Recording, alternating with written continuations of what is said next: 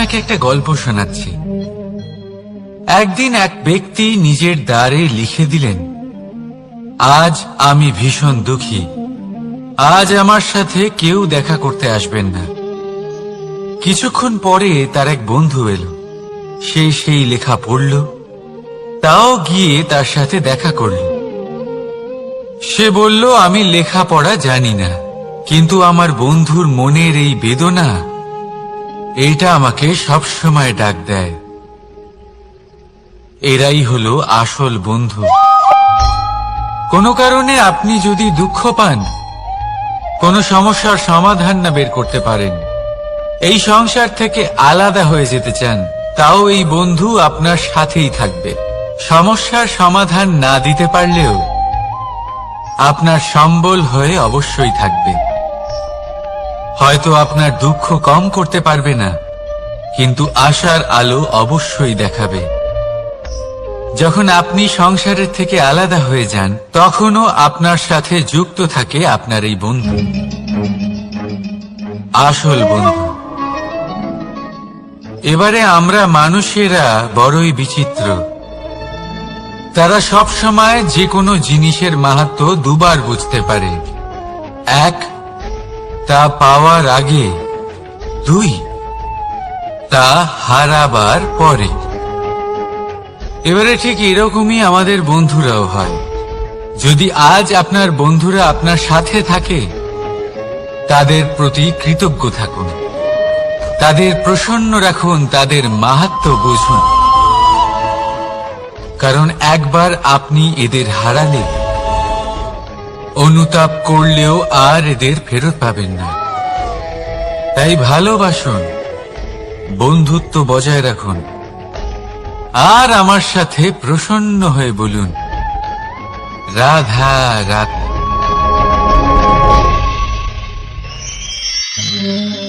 আমাদের মধ্যে বহু মানুষ মাঝে মাঝে নিজেকে অকর্মণ্য মনে করি। ভেবে নিই যে এত চেষ্টা করার পরেও কিছুই পেলাম না, আর হয়তো পরেও কিছুই পাব না।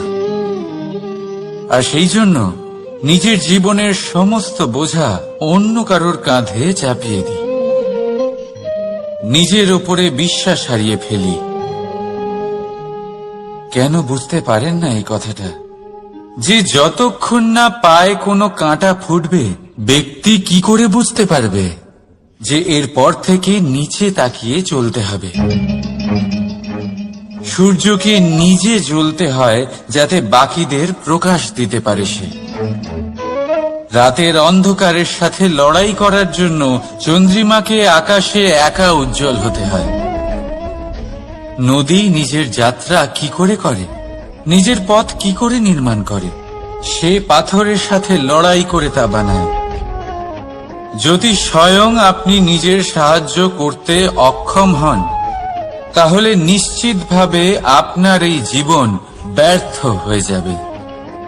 তাই মনে রাখবেন, এই সংসারে নিজের জীবনের ভার নিজের কাঁধেই বহন করতে হয়। অন্যের কাঁধের ওপর শুধুমাত্র পরলোক যাত্রা হয়। সেই জন্য এই সংসারে জীবিত সেই যে আত্মনির্ভর।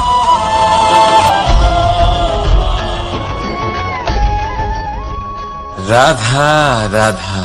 সময়, কথায় বলে সময়ের পূর্বে কিছুই হয় না। প্রতিটা ঘটনার একটা সময় থাকে। সময়ের আগে না সূর্যোদয় হয় আর না সূর্যাস্ত হয়। সময়ের পূর্বে গাছে না ফুল ফোটে না ফল ধরে। কিন্তু একটা কথা ভেবে দেখুন, যদি বর্ষা আসার আগে কৃষক ভূমিকে না প্রস্তুত করে, বীজ রোপণ না করে, তাহলে কি ফসল ফলবে? যদি কোনো যোদ্ধা যুদ্ধের পূর্বে নিজের অস্ত্রের ধার না দেয়, তাহলে সে যুদ্ধ কি করে লড়বে? এর মানে এটাই হলো যে সময় আপনার যখন আসার তখন অবশ্যই আসবে, কিন্তু ততক্ষণ এটাও গুরুত্বপূর্ণ যে আপনি নিজেকে তার জন্য তৈরি রাখুন। কারণ এই সুযোগ, এই কথাটা শুনতে যত ছোট, এটা আসেও ততটা কম সময়ের জন্য, তারপর চলেও যায়।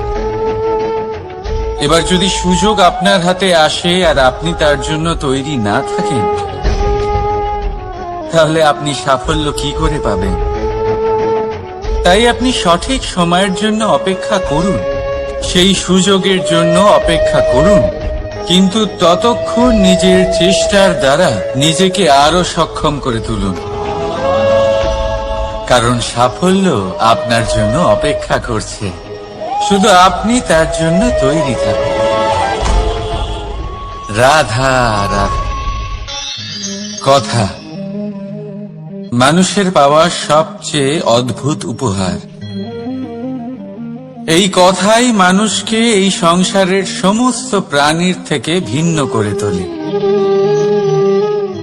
সংসারের সবচেয়ে উপরে নিয়ে যায়। এই কথার কারণেই আমরা একে অপরের সাথে ভাব আদান প্রদান করি। আমি আমার মনের ভাবনা অন্য কাউকে ব্যক্ত করতে পারি, অন্য কেউ তাদের ভাবনা আমাকে ব্যক্ত করতে পারে। এই কথাই আমাদের সবচেয়ে বড় ঢাল। এবারে দেখুন, আপনি নিশ্চয়ই লক্ষ্য করেছেন, কারোর কথা মধুর হলে লোকে তাকে ভালোবাসে, তাকে নিজের বন্ধু বানায়। সেইভাবেই যদি কারোর কথা কঠোর হয়, তাহলে লোকে তাকে ঘৃণা করে, তাকে নিজের শত্রু মনে করে। এই কথাই ভাষা হয়ে আমাদের ইতিহাস রচনা করে।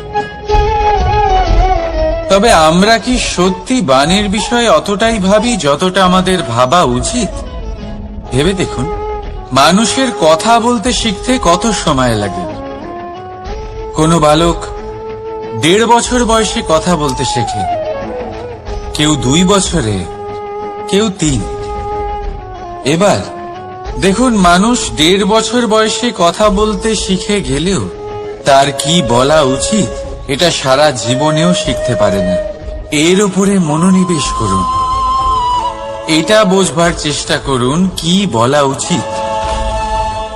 নিজের কথা শুদ্ধ করুন, নিজের কথা মধুর করুন, আর সেই মধুরতার সাথে আমার সঙ্গে বলুন, রাধা রাধা।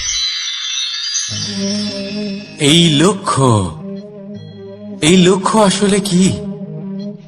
এই লক্ষ্য তাই যা আমরা পেতে চাই।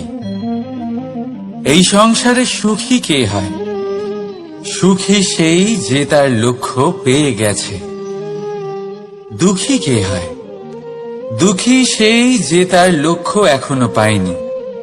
এবারে প্রশ্ন এখন এটাই যে লক্ষ্য সবাই পেতে চায়, লক্ষ্য পাওয়ার জন্য সবাই প্রাণপণ চেষ্টাও করে, তাহলে সবাই তাদের লক্ষ্যে পৌঁছতে পারে না কেন?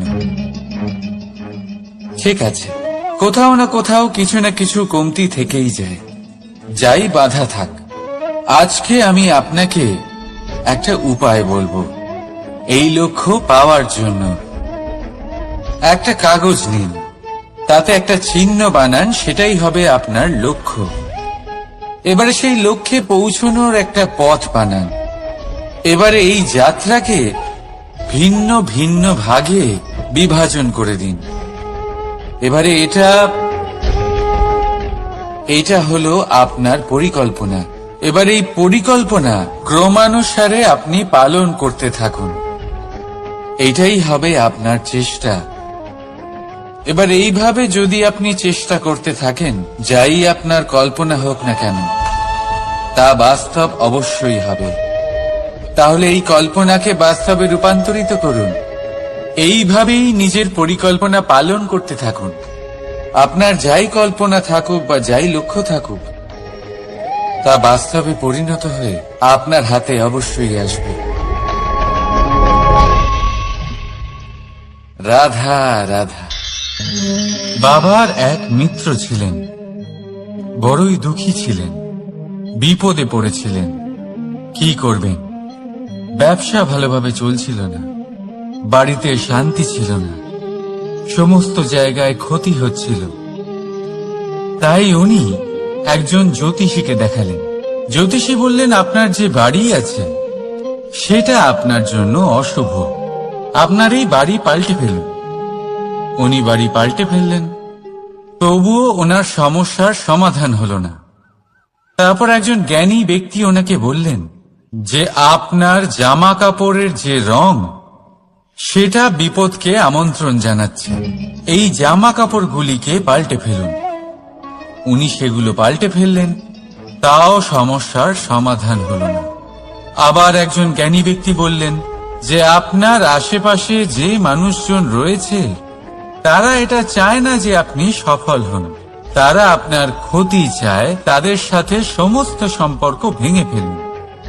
তো উনি সম্পর্ক ভেঙে ফেললেন, কিন্তু তাতেও ওনার জীবনে কোনো পরিবর্তন এলো না। তার মানে তিনি বাড়ি পাল্টালেন, জামা কাপড় পাল্টালেন, সম্পর্ক পাল্টালেন, যেটা পাল্টালেন না তা হলো স্বভাব।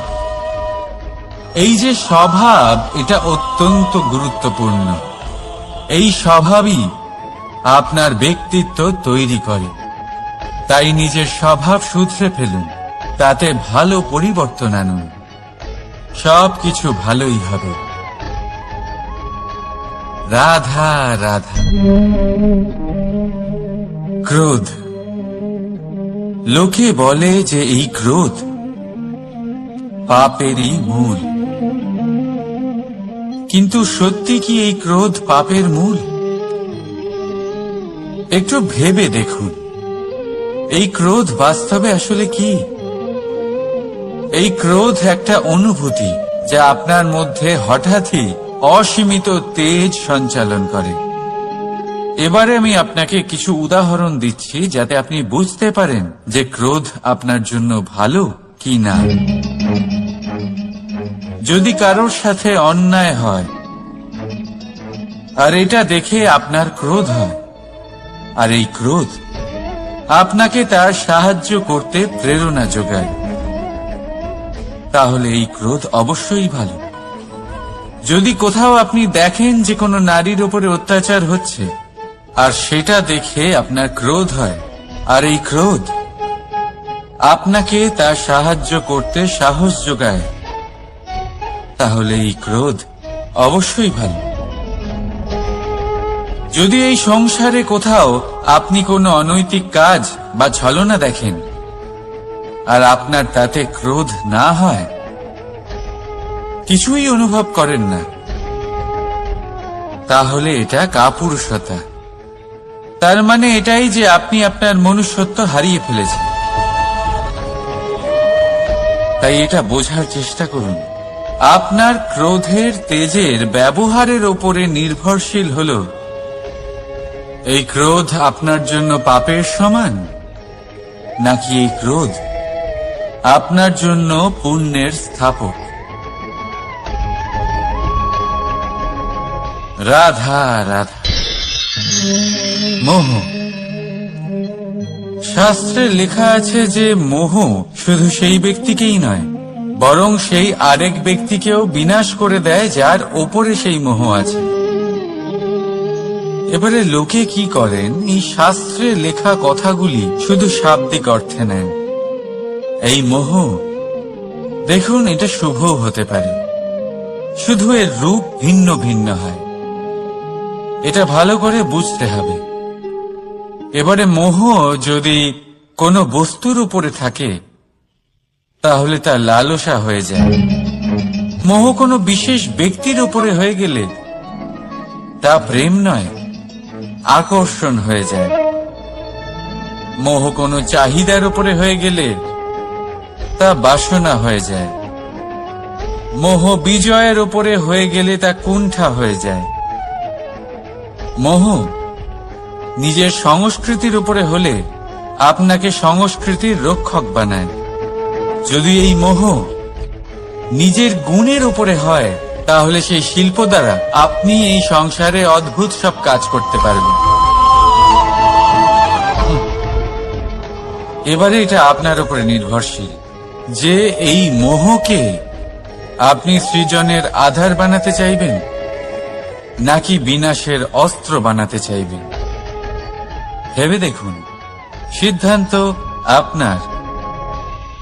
রাধা রাধা। অভিমান, আত্মসম্মান, অহংকার, দেখতে গেলে এই তিনটি শব্দ ভিন্ন ভিন্ন, কিন্তু এর মূল আধার একই, আত্মসম্মান। এবার যদি কথা বলি আপনার শরীরের, আপনার সংস্কৃতির, আপনার সম্পর্কের, তাহলে অভিমান থাকা স্বাভাবিক। এবার যদি কথা বলি আপনার ব্যক্তিত্ব নিয়ে, আপনার আদর্শ নিয়ে, আপনার বিচারধারা নিয়ে, তাহলে আত্মসম্মান হলো একটা গুণ। যদি এইভাবে বলা হয় যে আমি এই কার্য কারোর সাহায্য ছাড়া, সহযোগিতা ছাড়াও করতে পারি, তাহলে এটা আত্মসম্মান, আর এটা সঠিক। যদি এভাবে বলা হয় যে আমি এই কার্য কারোর সাহায্য ছাড়াই বা কারোর সহযোগিতা ছাড়াই করে ফেলেছি, তাহলে এটা অভিমান, এটাও সঠিক। কিন্তু এই কার্য শুধুমাত্র আমিই করতে পারি আর কেউ নয়, এটা অহংকার। তাহলে এই শব্দ এবং তার অর্থ বোঝার চেষ্টা করুন। জীবন ধারণের এক নতুন পথ খুঁজে পাবে। রাধা রাধা। সংসারে প্রত্যেক ব্যক্তি কোনো না কোনো রূপে ঈশ্বরকে মানে। কেউ মূর্তি রূপে, তো কেউ তত্ত্ব রূপে, কেউ ভাবনা রূপে, আবার কেউ স্বভাব রূপে। কেউ নিজের মধ্যে পরমাত্মা খোঁজে, আবার কেউ অন্যের মধ্যে। কারোর কাছে জ্ঞানই পরমাত্মা। সংসারে প্রত্যেক মানুষই কোনো না কোনো রূপে তার ঈশ্বরকে পেয়েই যান। কিন্তু একটা কথা বলবো, ঈশ্বর প্রথমেই নিজের একটা স্বরূপ পৃথিবীতে আপনার কাছে পাঠিয়ে দিয়েছেন। সেই স্বরূপ হল আপনার মাতা, আপনার মা। সেই মা যিনি আপনাকে জন্ম দিয়েছেন, আপনাকে বাঁচতে শিখিয়েছেন, আপনাকে সংস্কার দিয়েছেন। যদি আপনি কখনো কোনো অনুচিত পথে অগ্রসর হয়েছেন, তখন তিরস্কার করে আপনাকে সঠিক পথে এনেছেন। যদি আপনি এই সংসারে অসফল হয়েছেন, তখন তার আঁচলের উষ্ণতা দিয়ে আপনাকে আশ্বাস জুগিয়েছেন। সেই সমস্ত কাজ করেন এই মা, যা ঈশ্বরও করে। সেই জন্য মনে রাখবেন যে এই সংসারে আপনার সবচেয়ে প্রথম ঈশ্বর যদি কেউ থাকে, তাহলে তা আপনার মা। প্রত্যেক প্রতিমাতেই ঈশ্বর নাই থাকতে পারে, কিন্তু প্রত্যেক মায়ের মধ্যে ঈশ্বর অবশ্যই থাকে। রাধা রাধা। আপনি নিশ্চয়ই দেখে থাকবেন যে প্রদীপের নিচে অন্ধকার থাকে। যে প্রদীপ সংসারকে আলোকিত করে, সেই প্রদীপের নিচেই অন্ধকার। এবারে অনেক মানুষ আছে যারা এই বিষয়টা এইভাবে দেখে যে ব্যক্তি নিজের সমস্যার সমাধান করতে পারে না, আর গোটা সংসারকে উপদেশ দেয়। কিন্তু এটা দেখার আরো একটা দৃষ্টিভঙ্গি আছে, আর সেটা হচ্ছে যে স্বয়ং জ্বলে সংসারকে আলোকিত শুধু সেই করতে পারে যা রাধার বড়ই শীতল হয়। এই সংসারের পথপ্রদর্শক সেই হতে পারে, এই সংসারকে দিশা সেই দেখাতে পারে যার মধ্যে সন্তোষ আর ধৈর্য শক্তি আছে। এবারে দেখুন, এটা অত্যন্ত গুরুত্বপূর্ণ বিষয় যে বিবেক তখনই কাজ করে যখন মন শান্ত থাকে, যখন মন শীতল থাকে। তাই যদি আপনি এই জীবনে কোনো বড় কর্ম করতে চান, তাহলে সর্বপ্রথম আপনার এই মনকে, এই বিবেককে, এই হৃদয়কে, এই আধারকে, এই ভূমিকে শীতল রাখতে শিখুন। ধৈর্য ধরুন। সংসারে এমন কিছু নেই যা আপনি করতে পারবেন না। রাধা রাধা। এই প্রদীপ দেখতে পাচ্ছেন আপনি, নিজেও জ্বলে আর এই বাতিকেও জ্বালিয়ে রাখে, আর এই সংসারকে প্রদান করে প্রকাশ। অন্ধকারাচ্ছন্ন ব্যক্তিকে প্রদান করে আশার আলো। কিন্তু এটা কখনো ভাবে না যে সেই মাটি কেমন হবে যা দিয়ে এটা তৈরি করা হয়েছে, সেই কুমোর কেমন হবে যে একে আকার দিয়েছে। ভাবে না যে একে কিনেছে তার বাড়ি কেমন হবে, তা কতটা সুসজ্জিত। কিচ্ছু নয়, শুধু এই সংসারকে প্রকাশ প্রদান করে। আর হয়তো সেই জন্যই প্রদীপকে এত ভালোবাসা হয়। সে নিজের বা অন্যের বাড়ি দেখে কখনোই জ্বলে না, সে জ্বলে শুধু অন্ধকারের সাথে লড়াই করতে। তাই আপনিও নিজের ব্যবহার এই প্রদীপের মতো করে তুলুন। নিজের পরিচয় সরিয়ে নিঃস্বার্থভাবে কর্ম করে যান, আর নিজের জন্য এক নতুন, এক বিশাল, এক অদ্ভুত পরিচয় তৈরি করুন। রাধা রাধা।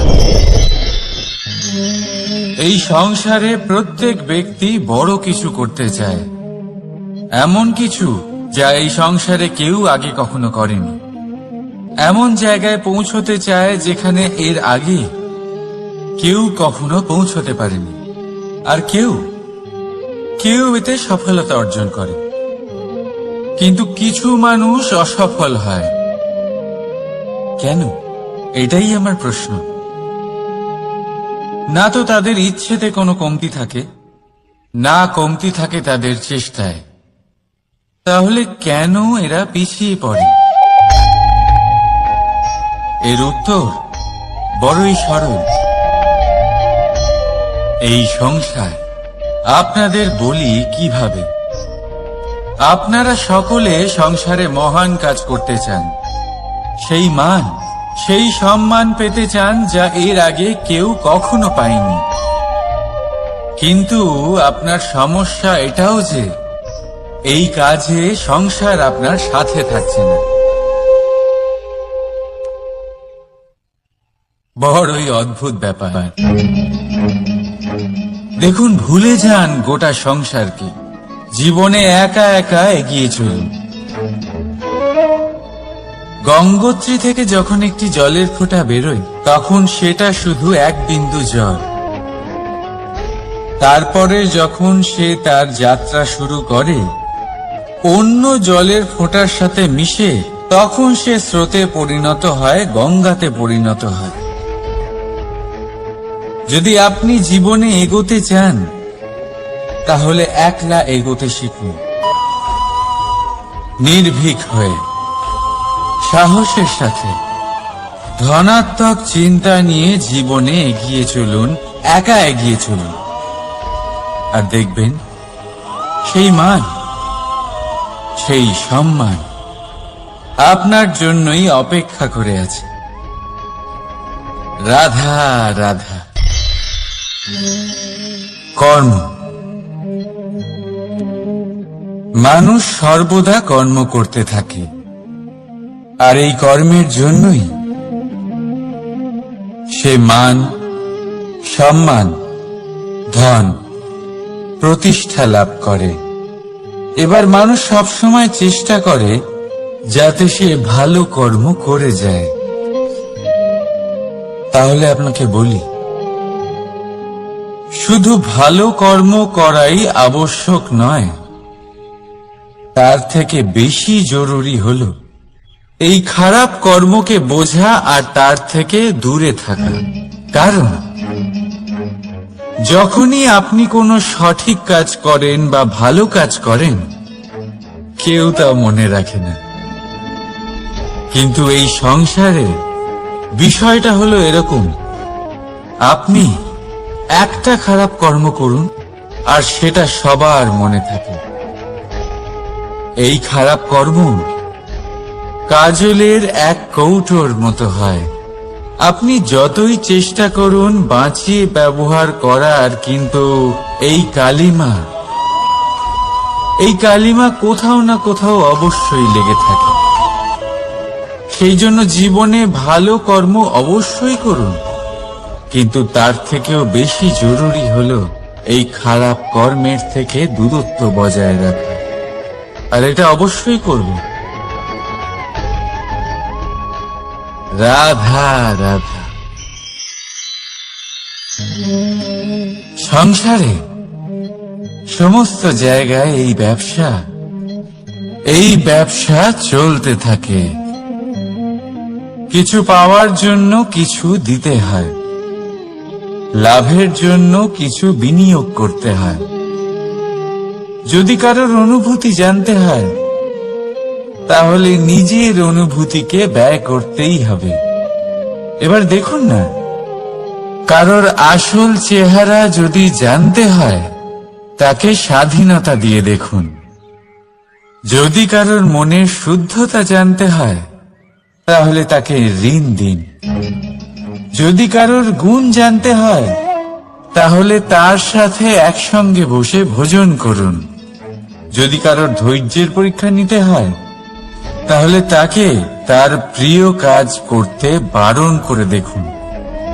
যদি কারোর ভালো দিক জানতে হয়, তাহলে তার থেকে পরামর্শ নিয়ে দেখুন। এক অনুভূতির বদলে অন্য এক অনুভূতি বিনিময় করতে হয়।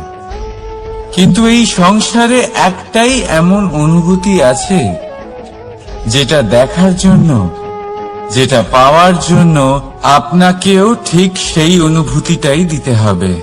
আর সেটা হলো প্রেম।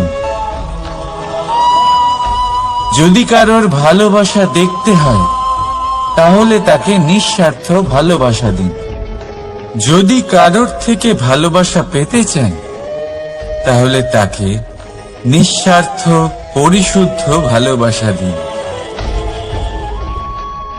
রাধা রাধা। কথায় আছে, সময়ের পূর্বে আর ভাগ্যের বেশি কেউ কিছুই পায় না। এবার এর মানে কি এটাই যে আপনি শুধুমাত্র সময়ের অপেক্ষা করবেন, সবকিছু নিজের ভাগ্যের উপর আর কপালের উপরে ছেড়ে দেবেন, নিজে কিছুই করবেন না? যদি আপনি এরকম করেন, তাহলে আপনি একটা বস্তু অবশ্যই পাবেন: নিরাশা, অসফলতা। এবারে আপনি বলবেন, যদি সবকিছুই ভাগ্য আর সময়ের উপরে নির্ভরশীল হয়, তাহলে আমরা কি বা করতে পারি? করতে পারেন চেষ্টা, পরিশ্রম।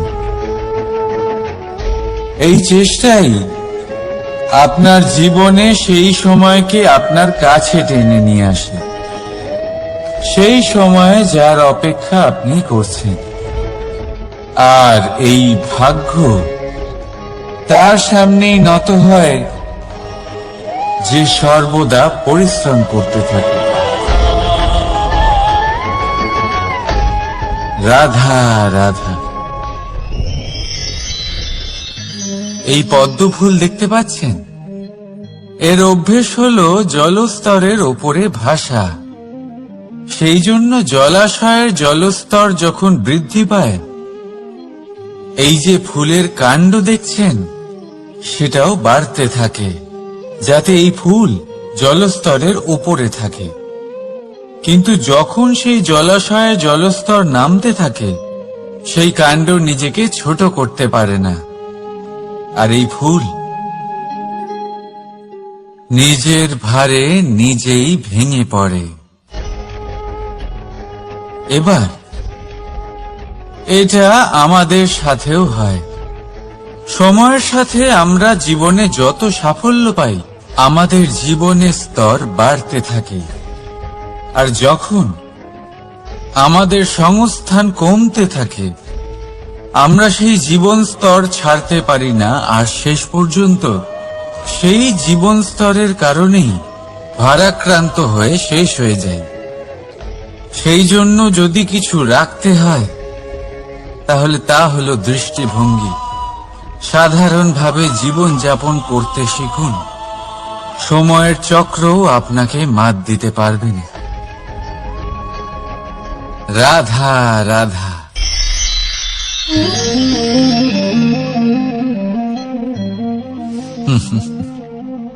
সময়, এই সময় না কোনো ব্যক্তি, না জীব, না বস্তু, তাও সময় জীবিত থাকে।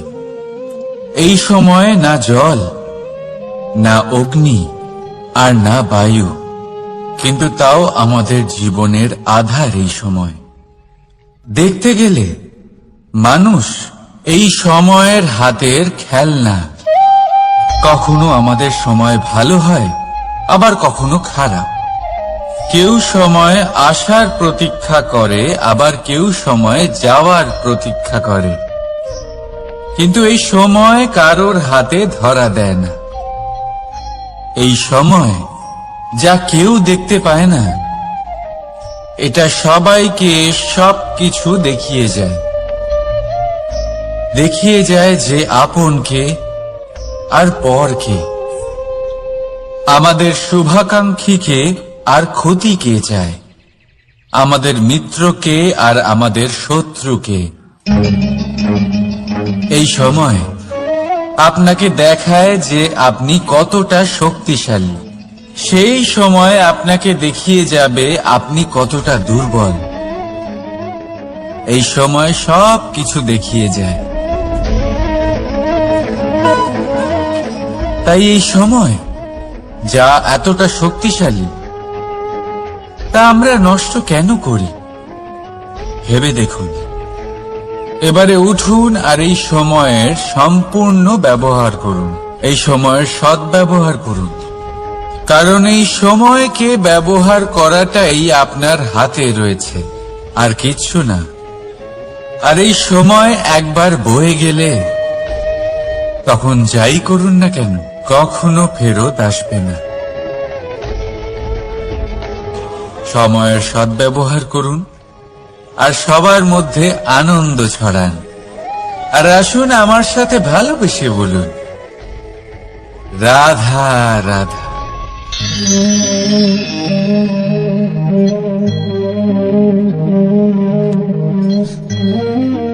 এই জল দেখতে পাচ্ছেন আপনি? এটা ঘোলা জল, এতে ময়লা মিশে আছে।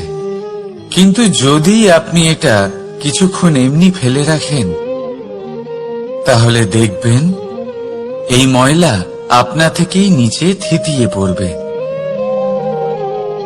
কিন্তু এই পাত্রটা নাড়াতে থাকলে এমনটা হবে না। শান্ত ছেড়ে দেবেন, তবেই এই ময়লা নিজেই নিচে চলে যাবে। ঠিক সেইভাবেই যখন আমাদের জীবনে কোনো সমস্যা আসে, কোনো অশান্তির সৃষ্টি হয়, তখন উত্তেজিত হয়ে পড়লে, নিজের সংযম হারিয়ে ফেললে আমরা এর সমাধান পাব না। শান্ত থাকলে তখনই সমস্যার সমাধান পাব। তাই মনে রাখবেন, ধৈর্য আর সংযম দ্বারা শান্ত মনে বিচার করলে যত বড়ই সমস্যা হোক না কেন, তার সমাধান আপনি অবশ্যই পাবেন।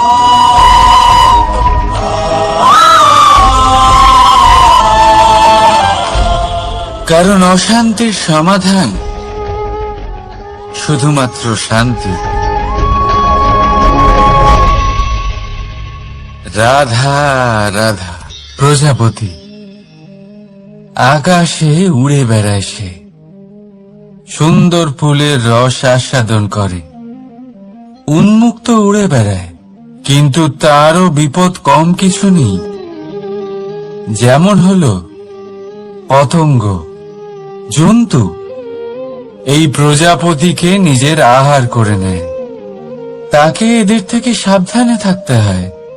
সত্য হলো এটাই যে এই প্রজাপতি ততদিনই সুরক্ষিত থাকে যতদিন এদের পাখনা বৃদ্ধি পায় না।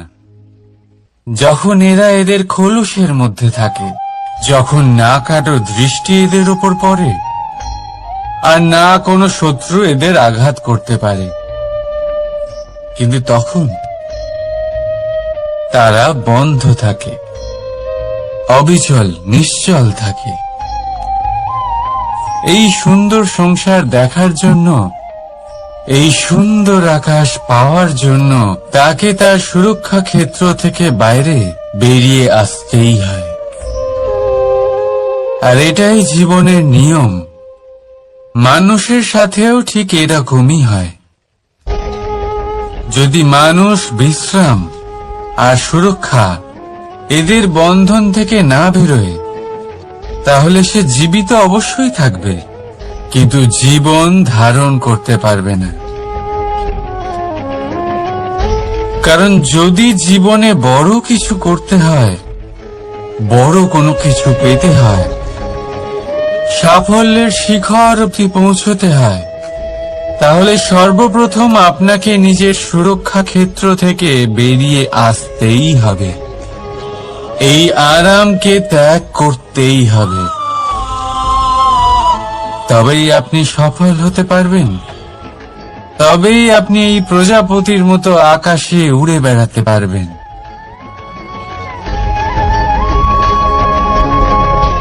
রাধা রাধা। কখনো ভেবে দেখেছেন আমরা জিহ্বার সাথে সাথে কান কেন পেয়েছি? এবার আপনি বলবেন এ তো সহজ কথা, যাতে আমরা কথা বলার সাথে সাথে শুনতেও শিখি। এবারের আরো একটা গুরুত্ব আছে। আগে আমাকে বলুন, নিজের প্রশংসা শুনতে কার না ভালো লাগে? সবারই ভালো লাগে। এটাই হলো মূল কথা। যদি এই কান দিয়ে আপনি নিজের প্রশংসা শুনতে চান, তাহলে সর্বপ্রথম এই জিহ্বা দিয়ে অন্যের প্রশংসা করতে শিখুন। এবার প্রশংসার বিষয়ে একটা অত্যন্ত গুরুত্বপূর্ণ কথা আপনাদের বলি। কখনো যদি কারোর প্রশংসা আপনি করেন, তাহলে সবার আগে সেই ব্যক্তির উৎসাহ বেড়ে যায়। আর তারপর নিজে যদি ভেবে দেখেন, তাহলে নিজের মনেও সন্তুষ্টি আর প্রশান্তি চলে আসে। আর একবার যদি এই মন প্রশান্তিতে ভরে যায়, তারপরে কেউ প্রশংসা করুক বা না করুক, কিচ্ছু যায় আসে না। সেই জন্য সবসময় অন্যের সম্মান করবেন, স্নেহ করবেন, প্রশংসা করবেন, সুখ ভাগ করে নেবেন। যার মধ্যে যেটা ভালো আছে তা বলুন, তাকে মনে করান তিনিও ভালো, তার উৎসাহ বাড়িয়ে তুলুন। তিনি জীবনে সামনে এগোবেন, আর এই ব্রহ্মাণ্ড আপনাকে কখনো পিছিয়ে থাকতে দেবে না। রাধা রাধা। সত্য এবং অসত্য দুটোর মধ্যে পার্থক্য কি আছে? পার্থক্য হলো অ অক্ষরটার। এবার অ দিয়ে হতে পারে আরম্ভ, অ দিয়ে হতে পারে অন্ত। সত্য হলো সেটা যেখানে সমস্ত পথের আরম্ভ হয়, অসত্য সেটা যেখানে সমস্ত পথের শেষ হয়। এবার এরা চলতে হয়তো পারে না, কিন্তু তাও ছাপ রেখেই যায়। সত্য সেই ছাপ রেখে যায় যা একটা উজ্জ্বল উৎকৃষ্ট উদাহরণ হতে পারে, আর অসত্য সেই উদাহরণ তৈরি করে যা একটা কলঙ্কিত ইতিহাস তৈরি করে। এখন আপনি আগামী সময়ের জন্য কেমন ছাপ রেখে যাবেন, এই সিদ্ধান্ত পুরোপুরি আপনার। রাধা রাধা। চলুন একটা প্রশ্ন করি। কোন মানুষকে জিজ্ঞাসা করবেন যে সে মূর্খ, অলস, বিবেকহীন, অসফল, এইসব বিশেষণ দিয়ে নিজেকে পরিচিত করতে চাইবে? না। কাউকে জিজ্ঞাসা করুন, আপনি কি মূর্খ? না। আপনি কি অসফল হয়েছেন? না। আপনি কি বিবেকহীন? না। এবার বলুন, আপনি জীবনে মূর্খ ও বিবেকহীন হবার জন্য কোনো ভালো পরিকল্পনা বানিয়েছেন? উত্তর পাবেন না। কারণ কোনো পরিকল্পনা বানানো হয় না যাতে আপনি মূর্খ বা অসফল হন। মানুষ মূর্খ বা অসফল তখন হন যখন কোনো পরিকল্পনাই থাকে না। দেখুন, একটাই ছোট জীবন, তাকে স্থির করুন যাতে অনেক বেশি সংখ্যক মানুষকে আপনি জুড়ে রাখতে পারেন, অনেক বেশি শান্তি পেতে পারেন, অধিকতর সাফল্য লাভ করতে পারেন, বেশিরভাগ মানুষের পথপ্রদর্শক হয়ে তাদের মঙ্গল করতে পারেন। অসফল হয়ে বাড়িতে বসে থাকার চেয়ে ভালো হলো যে আপনি একটা পরিকল্পনা করে অসফল হন, কারণ তখন আপনার কাছে আরো একটা বিকল্প থাকবে, একটা নতুন পরিকল্পনা বানানোর, তাকে সার্থক করার। কারণ এমন কোন পরিকল্পনা তো অবশ্যই থাকবে যা আপনাকে আপনার লক্ষ্যে পৌঁছে দেবে, তাই তো? রাধা রাধা।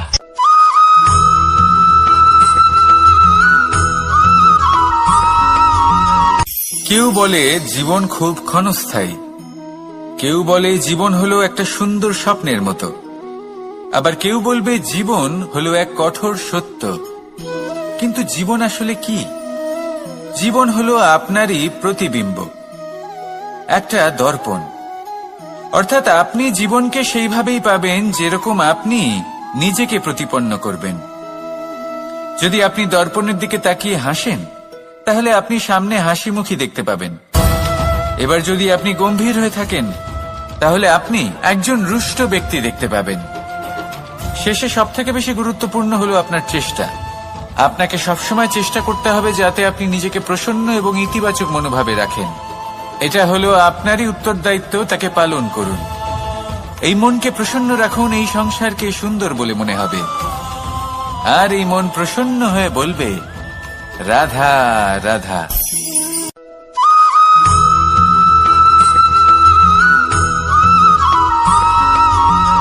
আপনি কখনো কোনো বাজকে নিজের বাসা বানাতে দেখেছেন?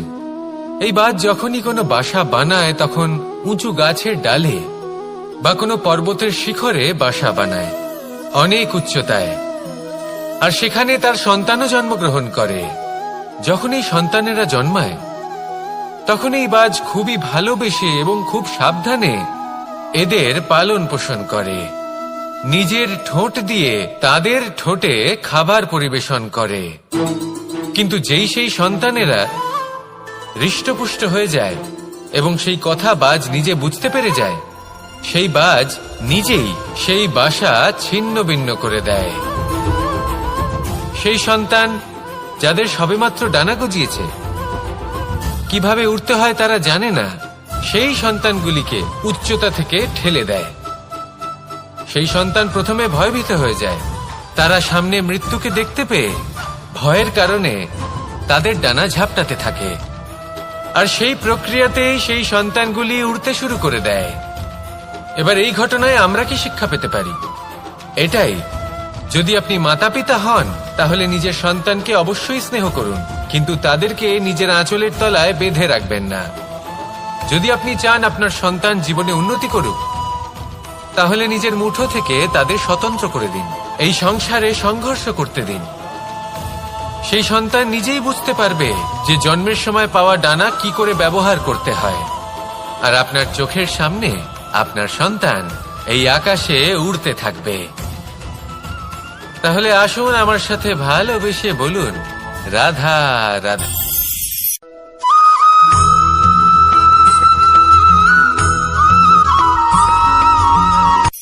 এই সংসারে সাফল্য লাভ করার জন্য জ্ঞানের প্রয়োজন হয়, পরিশ্রমের প্রয়োজন হয়, দৃঢ় নিষ্ঠার প্রয়োজন হয়, নিরন্তর চেষ্টা করা প্রয়োজনীয়। কিন্তু আরো কিছু আছে যা অত্যন্ত প্রয়োজনীয় এবং গুরুত্বপূর্ণ।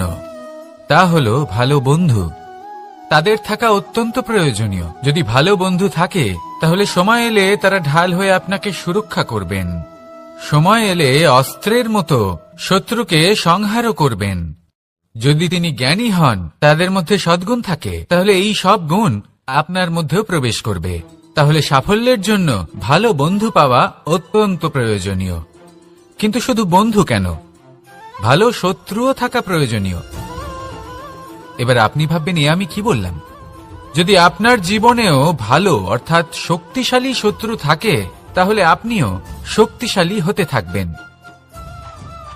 এই শত্রু আপনাকে প্রেরিত করবে আরো বেশি শক্তিশালী হয়ে ওঠার। কখনো কোনো হরিণকে দেখুন, তীব্র গতিতে দৌড়তে থাকে। কেন তীব্র গতিতে দৌড়য়? এই কারণে নয় যে কোথাও তার জন্য মধুর ঘাস অপেক্ষা করে রয়েছে, না। সে এই কারণে তীব্র গতিতে দৌড়য় কারণ সেটা না করলে তার পেছনে একটি সিংহ আছে যে ওকে নিজের ভোজন করে ফেলবে। তাই জীবনে বিপদ, সংকট, এই সবকিছুও হলো অত্যন্ত গুরুত্বপূর্ণ। তার সম্মুখীন হতে শিখুন আর আমার সাথে ভালোবেসে বলুন, রাধা রাধা।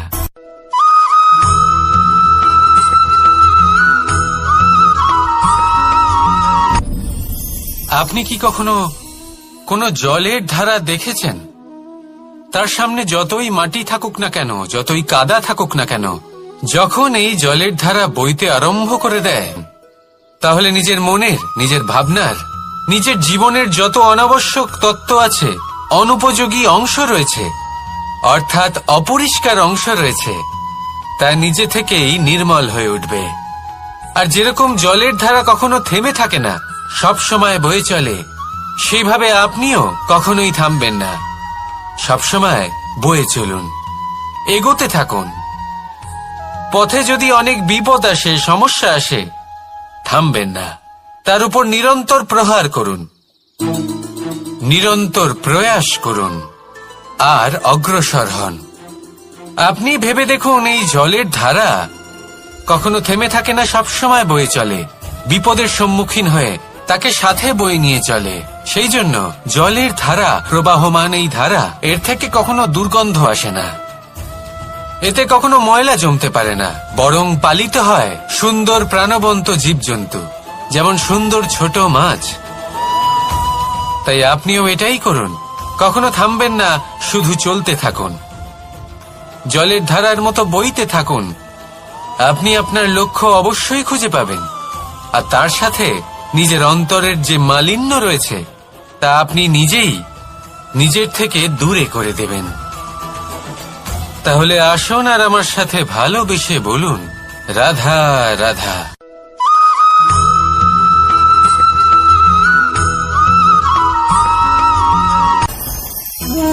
ভোজন।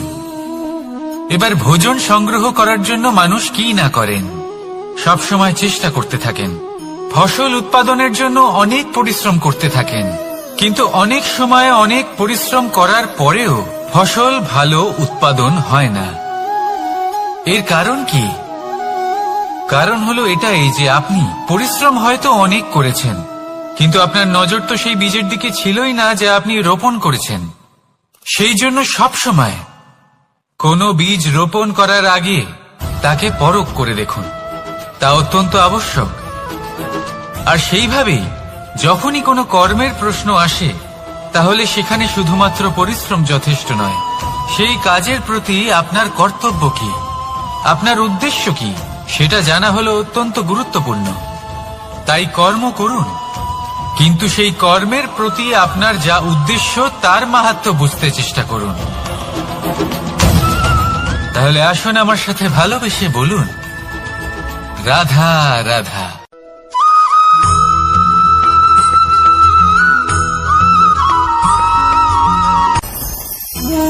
ভোজন। এবার ভোজন সংগ্রহ করার জন্য মানুষ কি না করেন, সবসময় চেষ্টা করতে থাকেন। ফসল উৎপাদনের জন্য অনেক পরিশ্রম করতে থাকেন, কিন্তু অনেক সময় অনেক পরিশ্রম করার পরেও ফসল ভালো উৎপাদন হয় না। এর কারণ কি? কারণ হলো এটাই যে আপনি পরিশ্রম হয়তো অনেক করেছেন, কিন্তু আপনার নজর তো সেই বীজের দিকে ছিলই না যা আপনি রোপণ করেছেন। সেই জন্য সবসময় কোনো বীজ রোপণ করার আগে তাকে পরখ করে দেখুন, তা অত্যন্ত আবশ্যক। আর সেইভাবেই যখনই কোনো কর্মের প্রশ্ন আসে, তাহলে সেখানে শুধুমাত্র পরিশ্রম যথেষ্ট নয়, সেই কাজের প্রতি আপনার কর্তব্য কি, আপনার উদ্দেশ্য কি, সেটা জানা হলো অত্যন্ত গুরুত্বপূর্ণ। তাই কর্ম করুন, কিন্তু সেই কর্মের প্রতি আপনার যা উদ্দেশ্য তার মাহাত্ম্য বুঝতে চেষ্টা করুন। তাহলে আসুন আমার সাথে ভালোবেসে বলুন, রাধা রাধা।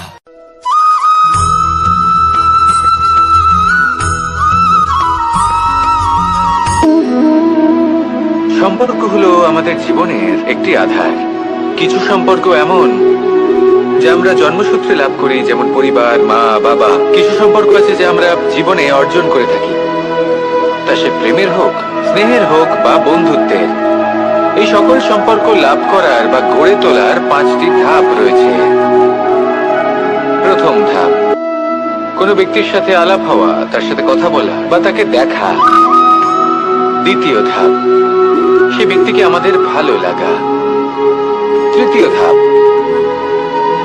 আমাদের এটা চাইতে শুরু করা যে জীবনে এই ব্যক্তি যেন আমাদের বন্ধু হন, আমাদের জীবনে থাকেন, বা আমাদের কাউকে ভালোবেসে ফেলা। আর এটা আমাদের ভাবা বা চাওয়া যে সেই ব্যক্তি যেন আজীবন আমার সাথে থাকেন, আমার জীবনে আমার সাথী হয়ে।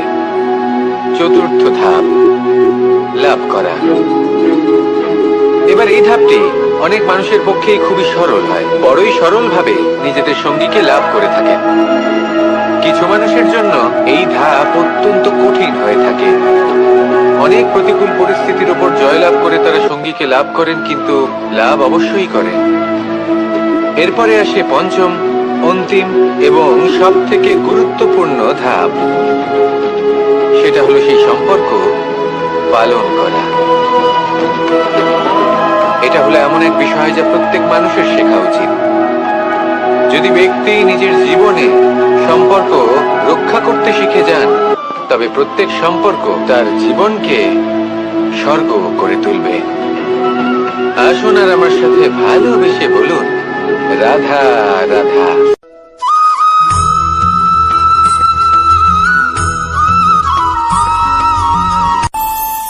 আমাদের মনে যখন কোনো প্রশ্ন ওঠে, কোনো দ্বন্দ্ব জাগে, তখন আমরা যাই আমাদের গুরুর কাছে, আমাদের আরাধ্যের কাছে গিয়ে জিজ্ঞেস করি। এইভাবেই একদিন আমি পৌঁছলাম আমার আরাধ্যের কাছে, আমার মহাদেবের কাছে, আর ওনাকে প্রশ্ন করলাম যে মহাদেব, জীবনে আনন্দ পাওয়ার, উৎসব পালনের, প্রেম ভাগ করে নেবার, জীবনকে উপভোগ করে নেওয়ার সর্বশ্রেষ্ঠ সময় কোনটা? মহাদেব হাসলেন আর উনি বললেন, জীবনে উৎসব পালনের সব থেকে শ্রেষ্ঠ দিন হল মৃত্যুর ঠিক আগের দিনটা। প্রেম ভাগ করে নেওয়ার সব থেকে শ্রেষ্ঠ মুহূর্ত হল মৃত্যুর ঠিক আগের মুহূর্ত। জীবনকে উপভোগ করে নেওয়ার সর্বশ্রেষ্ঠ প্রহর হল মৃত্যুর 1 প্রহর পূর্বে। তখন আমি চমকে গেলাম। আমি বললাম, কিন্তু মহাদেব, মৃত্যু তো অনিশ্চিত, আমরা জানিও না কবে আমাদের মৃত্যু হবে। মহাদেব আবার হাসলেন। উনি বললেন যে যদি আমরা এভাবে জীবন কাটাই যে আমরা জীবনের প্রত্যেক দিন, প্রত্যেক মুহূর্ত, প্রত্যেক প্রহর শেষ বলে মনে করি, তাহলে আমাদের সমস্ত জীবন আনন্দের সাথেই অতিবাহিত হবে। কি বলেন?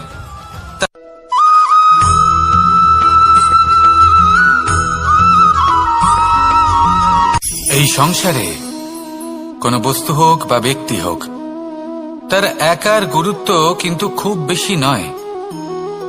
একটা উদাহরণ হিসেবে বৃষ্টির ফোঁটাকে ভেবে দেখুন। যদি একটি বৃষ্টির ফোঁটা হয় তাহলে তার খুব বেশি গুরুত্ব থাকে না, কিন্তু যখন সহস্র বৃষ্টির ফোঁটা মেঘের মধ্যে দিয়ে ঝরে পড়ে, তখন সেটা বর্ষার রূপ ধারণ করে। সেই বর্ষা যা এই প্রকৃতিকে শান্ত করে। সেইভাবেই পাথরের ছোট টুকরো, তার খুব বেশি গুরুত্ব থাকে না, কিন্তু যখন অসংখ্য পাথরের টুকরো একত্রিত হয় তখন তা পর্বতের আকার ধারণ করে। সেইভাবেই কিছু মানুষ যখন একত্রিত হন তখন তৈরি হয় পরিবার, কিছু পরিবার যখন একত্রিত হয় তখন তৈরি হয় সমাজ, যখন অনেক সংখ্যক সমাজ একত্রিত হয় তখন তৈরি হয় রাজ্য। এবার এই রাজ্যের সবথেকে গুরুত্বপূর্ণ ব্যক্তি হতে পারেন রাজা, কিন্তু তাও সেই রাজা একা কিছু করতে পারেন না। যুদ্ধ লড়ার সময় তারও নিজের সৈন্যদলকে প্রয়োজন পড়ে। কিন্তু এই সংসারে এমন একজন ব্যক্তি আছেন যিনি একাই সব কাজ করতে থাকেন, এবং সেই ব্যক্তি হলেন মা। আমাদের জীবনে একজন পিতার ভূমিকা কিন্তু নিঃসন্দেহে অমূল্য, কিন্তু আমাদের সকলের জীবনে যে ভূমিকা একজন মায়ের তা অন্য কারোর থাকে না। একজন মা একাই সন্তানকে বড় করতে পারেন, সংস্কারী করে তুলতে পারেন, তার জন্য পরিশ্রম করেন। আর এত কিছু কাজ করার পরেও তার কাজের জন্য তিনি প্রশংসা অবশ্য পান না। উল্টে যদি সেই সন্তান অনুচিত পথে চালিত হয়, অনুচিত কর্ম করে, তখন সেই মাকেই অপবাদের পাত্র হয়ে উঠতে হয়। আমাদের জীবনে মায়ের যোগদান কতটা সেটা বুঝুন। আপনাকে বড় করে তোলার জন্য উনি কতটা পরিশ্রম করেছেন সেটা বুঝুন। আজ থেকে, এখন থেকে, এই মুহূর্ত থেকে মাকে সম্মান করতে শিখুন। যখন সময় পাবেন, যখন সুযোগ হবে, তখন তার প্রশংসা করুন, ওনারও ভালো লাগবে। আর মায়ের এই মমতার জন্য, তার এই ভূমিকার জন্য আসুন সবাই মিলে আমরা তাকে প্রণাম করি, আর সকলে মিলে ভালোবেসে বলি, রাধা রাধা।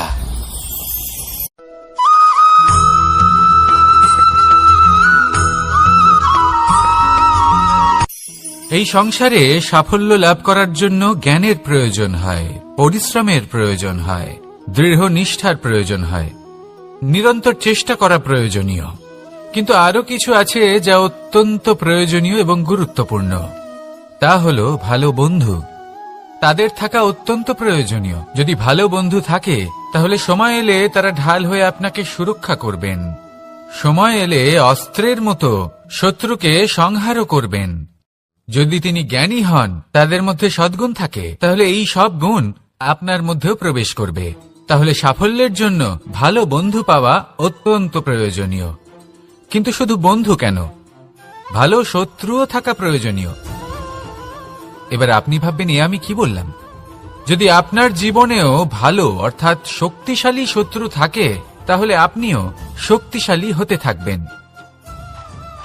এই শত্রু আপনাকে প্রেরিত করবে আরো বেশি শক্তিশালী হয়ে ওঠার। কখনো কোনো হরিণকে দেখুন, তীব্র গতিতে দৌড়তে থাকে। কেন তীব্র গতিতে দৌড়য়? এই কারণে নয় যে কোথাও তার জন্য মধুর ঘাস অপেক্ষা করে রয়েছে, না। সে এই কারণে তীব্র গতিতে দৌড়য় কারণ সেটা না করলে তার পেছনে একটি সিংহ আছে যে ওকে নিজের ভোজন করে ফেলবে। তাই জীবনে বিপদ, সংকট, এই সবকিছুও হলো অত্যন্ত গুরুত্বপূর্ণ। তার সম্মুখীন হতে শিখুন, আর আমার সাথে ভালোবেসে বলুন, রাধা রাধা।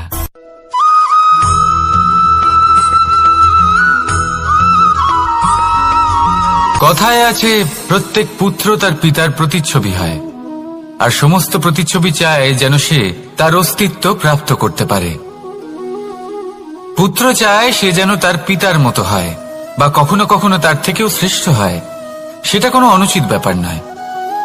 অনুচিত তখন হয় যখন পুত্র নিজের পিতার মতো হবার স্বপ্ন পূরণ করতে গিয়ে বা তার থেকেও শ্রেষ্ঠ হওয়ার স্বপ্ন পূরণে অনুচিত পথের আশ্রয় নেয়।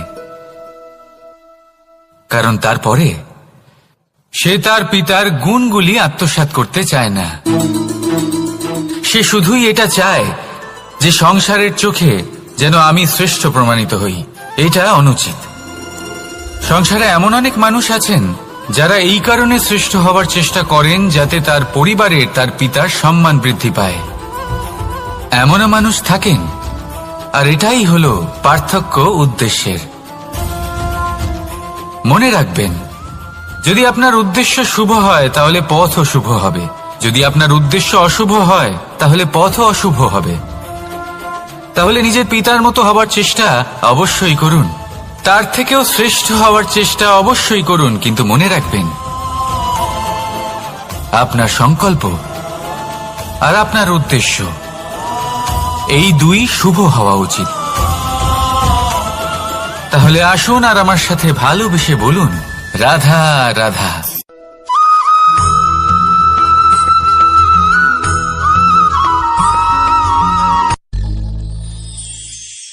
শিশিরের বিন্দু পাতার ওপর পড়ে আর তার গায়ে লেগে থাকে।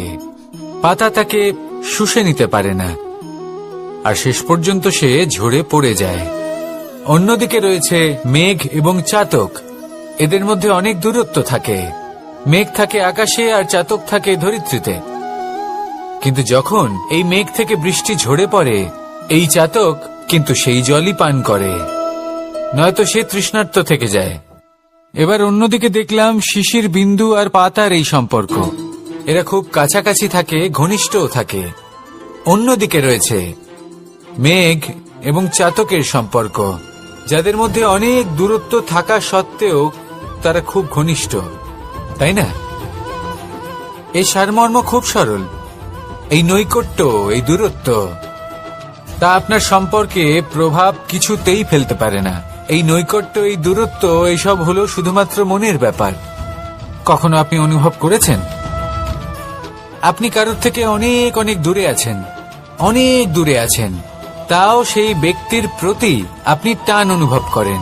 সেখানে আপনি কারোর সাথে প্রত্যেক দিন অতিবাহিত করেন, সমস্ত জীবন অতিবাহিত করেন, সব থেকে বেশি সময় তার সাথে অতিবাহিত করেন, তাও তার প্রতি সেই টান অনুভব করেন না। এই সংকেত হলো মনের দূরত্বের। তাহলে মনের এই দূরত্ব দূর করুন আর আমার সাথে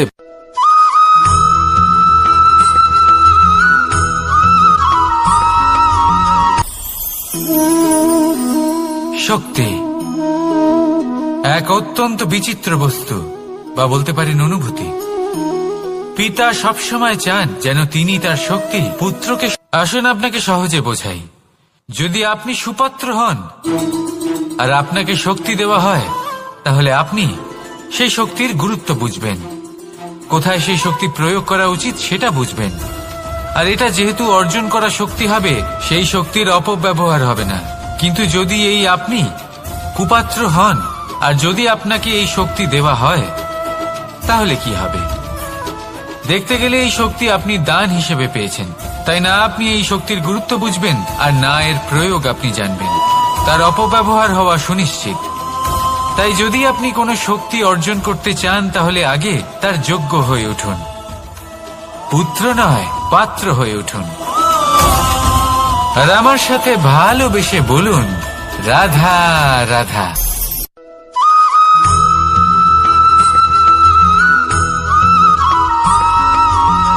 ভালো, শুধু ওনাদের কঠোর ব্যবহার দেখলে আমরা একটু ভয় পেয়ে যাই। এবার ওনাদের এই কঠোর ব্যবহার আমাদের ভালো না লাগলেও অত্যন্ত আবশ্যক, কারণ মাতার থেকে আমরা যে শক্তি লাভ করি তা যেন নিয়ন্ত্রণ হারিয়ে বিধ্বংসী না হয়ে ওঠে।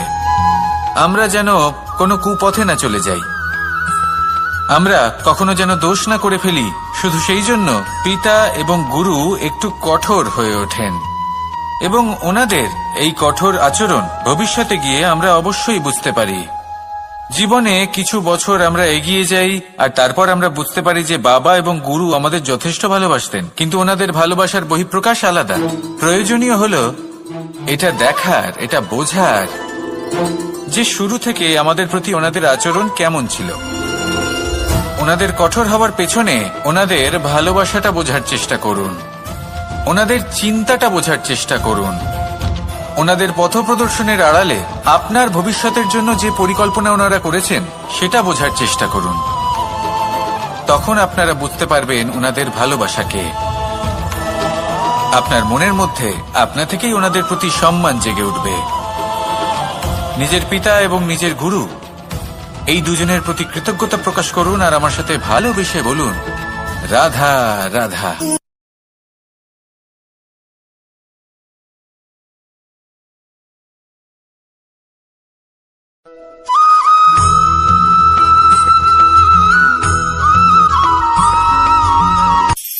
কখনো কোনো বাগানের কোনো বৃক্ষকে দেখেছেন যেখানে সুগন্ধি ফুল থাকে, রসালো ফল থাকে?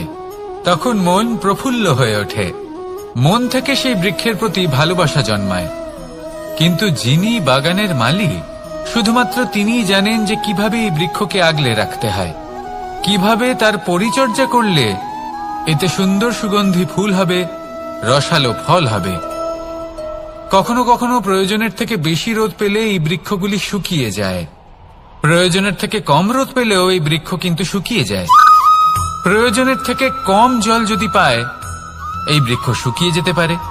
প্রয়োজনের থেকে অতিরিক্ত জল যদি পায়, তখনও এই বৃক্ষের শিকড়গুলি নষ্ট হয়ে যেতে পারে। এবার এটাই কিন্তু আমাদের সংসারের সাথেও হয়।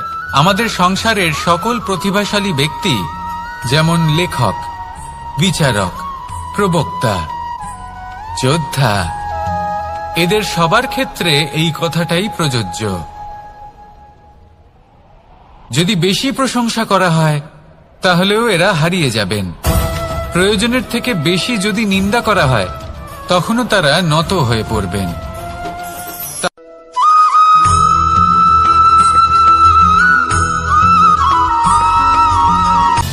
সময়, জীবন, কাল, দেখতে গেলে এই তিনটি শব্দ একটি শব্দেরই সমার্থক শব্দ মনে হয়, কিন্তু এই শব্দগুলির অর্থ কি সমান? কখনোই নয়। হ্যাঁ, এই সময় চলতে থাকে, জীবন চলতে থাকে, কালচক্র চলতে থাকে। এই সময় কেটে যায়, কিন্তু এই জীবন, একে যাপন করতে হয়। কি বলেন? এই জীবনে কিছু করুন বা কিছু না করুন, জীবন এমনি কেটে যাবে, আপনি জানতেও পারবেন না। কিন্তু সেটা আমাদের উদ্দেশ্য নয়, একে যাপন করতে হবে। এই জীবনে প্রেরণা পেতে শিখুন, প্রেরণা দিতে শিখুন, আহ্বান গ্রহণ করতে শিখুন, আহ্বান জানাতে শিখুন, মহান কাজ করতে শিখুন, ধন্যাত্মক বোধ জাগিয়ে তুলুন। জীবন অতিবাহিত করার অর্থ কি তা আপনি শিখে যাবেন। কারণ সময় কেটে যায়, সমস্ত যুগ কেটে যায়, কিন্তু জীবনের রীতি জীবন কাটিয়ে দেওয়া নয়, জীবন যাপন করা। এই জীবন সম্পূর্ণরূপে অনুভব করতে হবে, নতুন পথ বানাতে হবে। এবারে যদি এই জীবন বাঁচার সময় একবার ভেবে দেখুন, যদি মনে প্রেম থাকে, সদ্ভাবনা থাকে, তাহলে কি হবে? এই জীবনকে বাঁচার অনুভূতিটাই অন্যরকম হয়ে যাবে, একটা আনন্দময় অনুভূতি লাভ করবেন। তাহলে এটাই করুন, আর আমার সাথে ভালোবেসে বলুন, রাধা রাধা।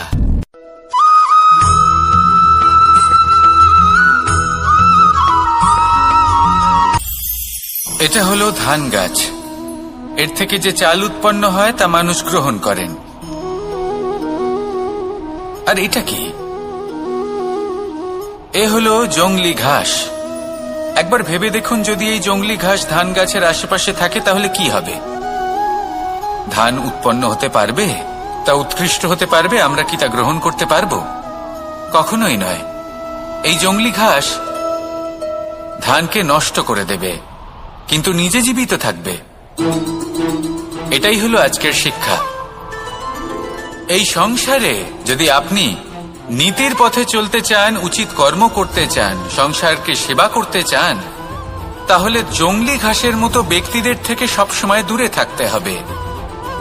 সেই ব্যক্তি যারা দুর্নীতি এবং মিথ্যা দ্বারা পরিপূর্ণ, যাদের ব্যবহার অশুভ, যাদের অনেক অশুভ গুণ রয়েছে, তারা সঠিক নয়। সেই সকল ব্যক্তি যাদের চরিত্র অত্যন্ত দুষ্ট হয়, তারা হয় শুভ চরিত্রের ব্যক্তিকে একদম নষ্ট করে দেয়, নয় নিজের মতো বানিয়ে তোলে।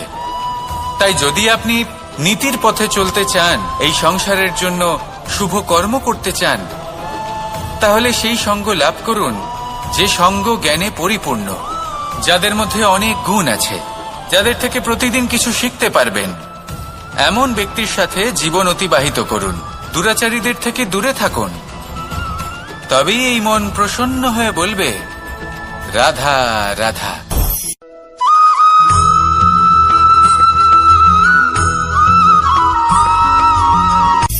সূচের শেষে একটি ছিদ্র থাকে যার দ্বারা আমরা এই সুতো পরাতে পারি, আর তারপর সূচের সাহায্যে এই সুতো দিয়ে বস্ত্র সেলাই করা যায়। কিন্তু যদি সুতোটা সোজা করে ধরা না হয় তাহলে সূচে কখনো এই সুতো পরানোই সম্ভব নয়। যদি এতে কোনো গিঁট পড়ে তখন তা কখনোই এই ছিদ্র দ্বারা প্রবেশ করা সম্ভব নয়। ঠিক এইভাবেই যদি আপনি কারোর জীবনে প্রবেশ করতে চান, কারোর অন্তরে প্রবেশ করতে চান, তাহলে আপনাকেও সহজ থাকতে হবে।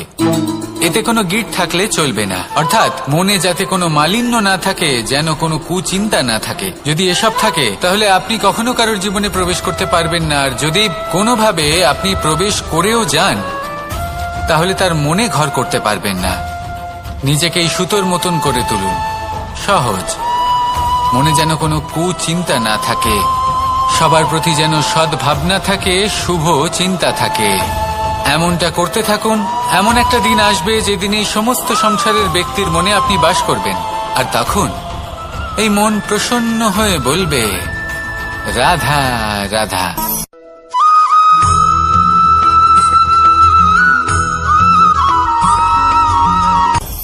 আপনি কখনো পর্বতের শিখরে উঠেছেন? আপনি দেখতে পাবেন পর্বতের পদতলে প্রচুর সুন্দর ফুল রয়েছে, সবুজ বনানী রয়েছে। যত আপনি ওপরে উঠতে থাকবেন তত ফুল কমতে থাকবে, সবুজ বনানী কমতে থাকবে। আরো কিছুটা ওপরে উঠলে কাঁটা জাতীয় গাছ দেখতে পাবেন, শুকনো গাছ দেখতে পাবেন। আরো যদি ওপরে ওঠেন তাহলে পাষাণ দেখতে পাবেন। আরো ওপরে উঠলে হিমখণ্ড দেখতে পাবেন। এই যে পর্বত, তা মনুষ্য জীবনের সবথেকে উত্তম উদাহরণ। মানুষ যখন সাফল্যের শিখরে পৌঁছতে চান, মহানুভবতার শিখরে পৌঁছতে চান, পথে যত আস্তে আস্তে উপরে উঠতে থাকেন ততই ভৌতিক বস্তু তার থেকে বিচ্ছিন্ন হতে থাকে। যদি তিনি সেই ভৌতিক বস্তুগুলি ত্যাগ না করতে পারেন তাহলে কখনোই সেই স্থানে পৌঁছতে পারবেন না। আর মানুষ যদি উচিত ত্যাগ করতে পারেন, পথে অগ্রসর হতে থাকেন, এগোতে থাকেন, তাহলে একদিন না একদিন তিনি মহানুভবতার, জ্ঞানের, সাফল্যের হিমের স্বাদ অবশ্যই লাভ করবেন। মনে রাখবেন, মানব জীবনের ত্যাগ হলো অত্যন্ত গুরুত্বপূর্ণ অংশ। আসুন আমার সাথে ভালোবেসে বলুন, রাধা রাধা।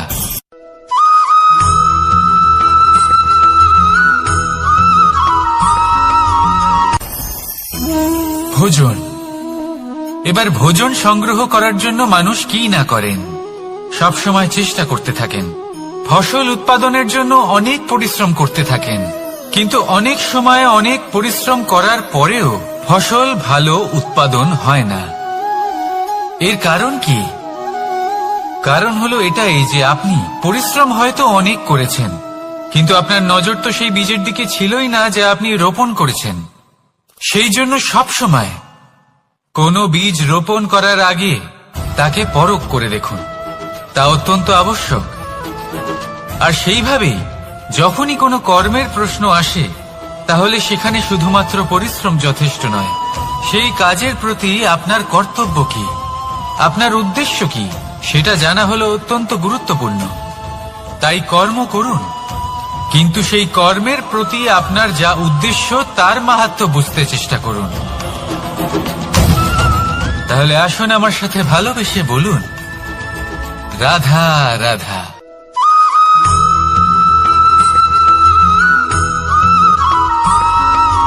বসন্ত ঋতু, এই সময় মন আনন্দে ভরে থাকে। এমন মনে হয় যেন আমরা আকাশে বিচরণ করতে চলে যাই, কিন্তু সেটা তো সম্ভব নয়। সেই জন্য হয়তো আমরা ঘুড়ি ওড়াই, এই ঘুড়িকে নিজেদের প্রতিরূপ মনে করে। এবার অনেক মানুষ আছেন যারা ঘুড়ি ওড়ান, কিন্তু এই কর্মের সারমর্ম কি সেটা কজন বুঝতে পারেন? আপনি এটা মনে করুন যে আপনি হলেন সেই ঘুড়ি, আর এই সুতো যিনি ধরে রয়েছেন তিনি হলেন পরমাত্মা। আর এই সুতো যেখান থেকে শুরু হয় সেই লাটাই হলো আমাদের কর্মচক্র।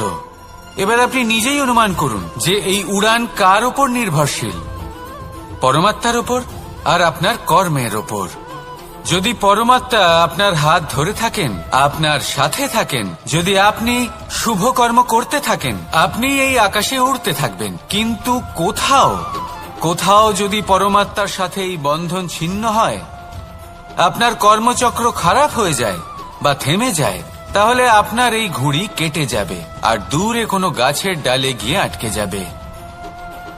তাই শুধুমাত্র ঘুড়ি ওড়াবেন না, তার থেকে শিখুন। পরমাত্মার সাহচর্যে থাকুন, সবসময় শুভ কর্ম করতে থাকুন আর সবসময় এই আকাশে উড়তে থাকুন। আসুন আর আমার সাথে ভালোবেসে বলুন, রাধা।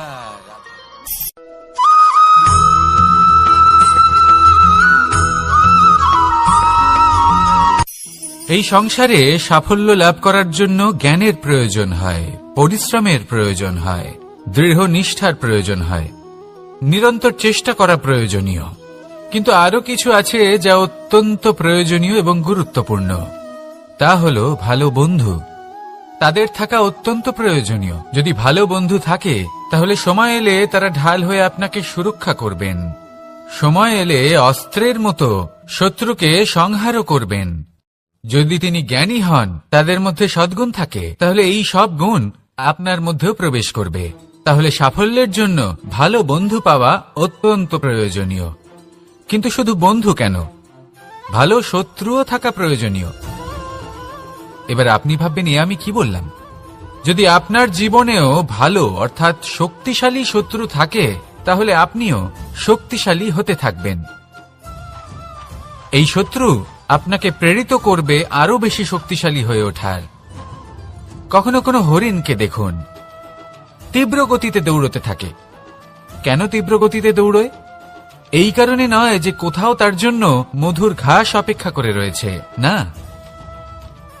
সে এই কারণে তীব্র গতিতে দৌড়য় কারণ সেটা না করলে তার পেছনে একটি সিংহ আছে যে ওকে নিজের ভোজন করে ফেলবে।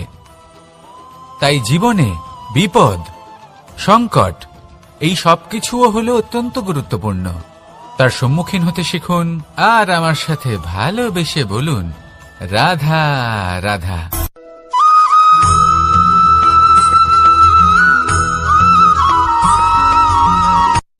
শুধু ওনাদের কঠোর ব্যবহার দেখলে আমরা একটু ভয় পেয়ে যাই।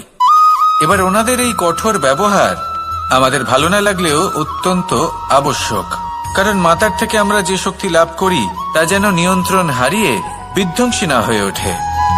আমরা যেন কোনো কুপথে না চলে যাই, আমরা কখনো যেন দোষ না করে ফেলি। শুধু সেই জন্য পিতা এবং গুরু একটু কঠোর হয়ে ওঠেন এবং ওনাদের এই কঠোর আচরণ ভবিষ্যতে গিয়ে আমরা অবশ্যই বুঝতে পারি। জীবনে কিছু বছর আমরা এগিয়ে যাই আর তারপর আমরা বুঝতে পারি যে বাবা এবং গুরু আমাদের যথেষ্ট ভালোবাসতেন, কিন্তু ওনাদের ভালোবাসার বহিঃপ্রকাশ আলাদা। প্রয়োজনীয় হলো এটা দেখার, এটা বোঝার যে শুরু থেকে আমাদের প্রতি ওনাদের আচরণ কেমন ছিল। ওনাদের কঠোর হওয়ার পেছনে ওনাদের ভালোবাসাটা বোঝার চেষ্টা করুন, ওনাদের চিন্তাটা বোঝার চেষ্টা করুন, ওনাদের পথপ্রদর্শনের আড়ালে আপনার ভবিষ্যতের জন্য যে পরিকল্পনা ওনারা করেছেন সেটা বোঝার চেষ্টা করুন। তখন আপনারা বুঝতে পারবেন ওনাদের ভালোবাসাকে। আপনার মনের মধ্যে আপনা থেকেই ওনাদের প্রতি সম্মান জেগে উঠবে। নিজের পিতা এবং নিজের গুরু এই দুজনের প্রতি কৃতজ্ঞতা প্রকাশ করুন আর আমার সাথে ভালোবেসে বলুন, রাধা রাধা।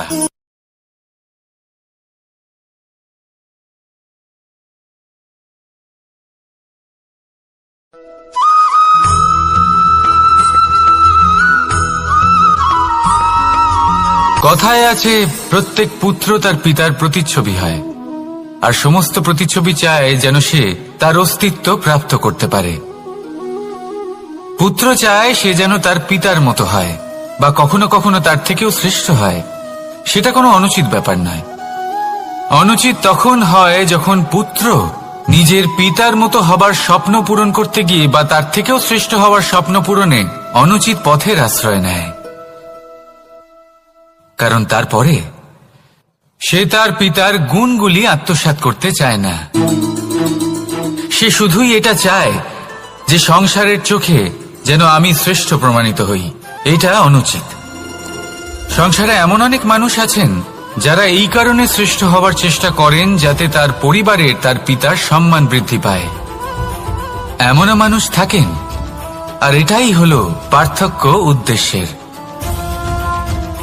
মনে রাখবেন, যদি আপনার উদ্দেশ্য শুভ হয় তাহলে পথও শুভ হবে, যদি আপনার উদ্দেশ্য অশুভ হয় তাহলে পথও অশুভ হবে। তাহলে নিজের পিতার মতো হবার চেষ্টা অবশ্যই করুন, তার থেকেও শ্রেষ্ঠ হওয়ার চেষ্টা অবশ্যই করুন, কিন্তু মনে রাখবেন আপনার সংকল্প আর আপনার উদ্দেশ্য এই দুই শুভ হওয়া উচিত। তাহলে আসুন আর আমার সাথে ভালোবেসে বলুন, রাধা রাধা।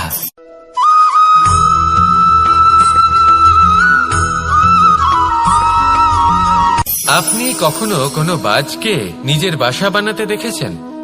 এই বাজ যখনই কোনো বাসা বানায় তখন উঁচু গাছের ডালে বা কোনো পর্বতের শিখরে বাসা বানায়, অনেক উচ্চতায়, আর সেখানে তার সন্তানও জন্মগ্রহণ করে।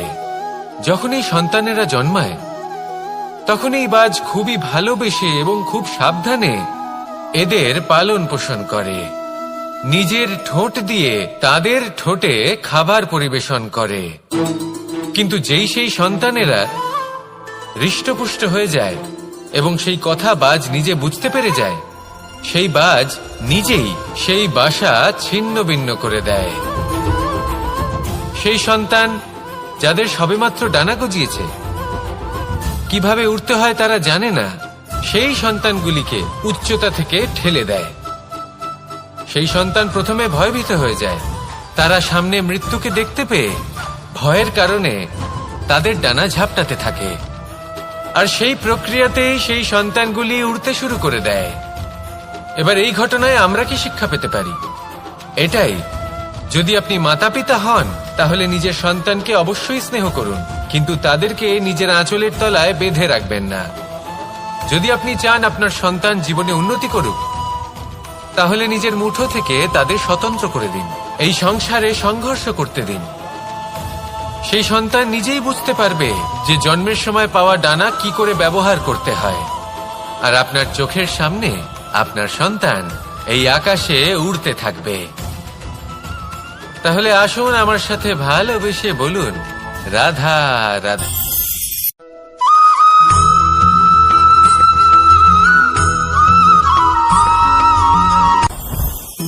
জীবনে কিছু শেখা অত্যন্ত গুরুত্বপূর্ণ। এবার কি কি শিখতে হবে সেই সব শেখানোর জন্য অনেক শিক্ষক রয়েছেন, কিন্তু কি শিখবেন না আর কি করবেন না এটা আমাদের নিজের অভিজ্ঞতা দিয়ে শিখতে হয়। কিন্তু তার মানে এটা নয় যে যদি আপনাকে শিখতে হয় যে আগুনের তাপ কতটা, আপনাকে আগুনের মধ্যে হাত দিতে হবে। না, অন্য কারোর অভিজ্ঞতা দ্বারাও শিখতে পারেন।